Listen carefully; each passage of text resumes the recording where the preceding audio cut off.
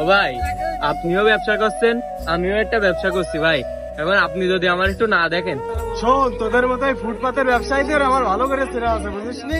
ওই রাস্তাঘাটে আবর্জনা করে বেড়াবে, জায়গা তো পাবি না। জায়গা দেবে কে তোদের? তোরা তো এই করে বেড়াস, তোদের তো সমাজ চরিত্র একটু ভালো না। ভাই আমি তো গরিব মানুষ ভাই, আমার এটুকু উপকার করেন।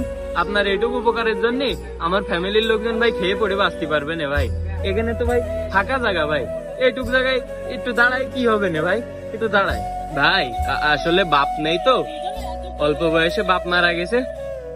এই দেখেন, এই বয়সে আমার ডাবের ভ্যান নিয়ে কাজ করতে হচ্ছে ভাই।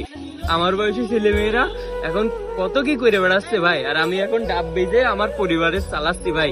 তারপরেও শান্তিতে একটু ডাব বেচতে পারিনি, যেখানে যাই সেখানেই ভাই তাড়াই দিচ্ছে। একটু ব্যবসা না করতে পারলে খাবারও 3 বেলা জোটে না ভাই।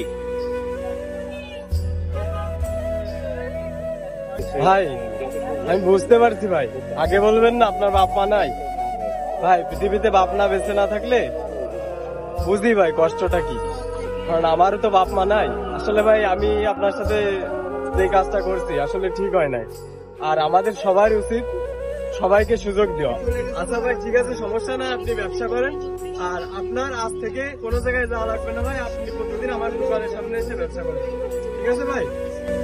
আমাদের সমাজে এমন অনেক মানুষ আছে যারা গরিব অসহায়দের প্রতি খারাপ ব্যবহার করে থাকে। ওদের সাথে খারাপ ব্যবহার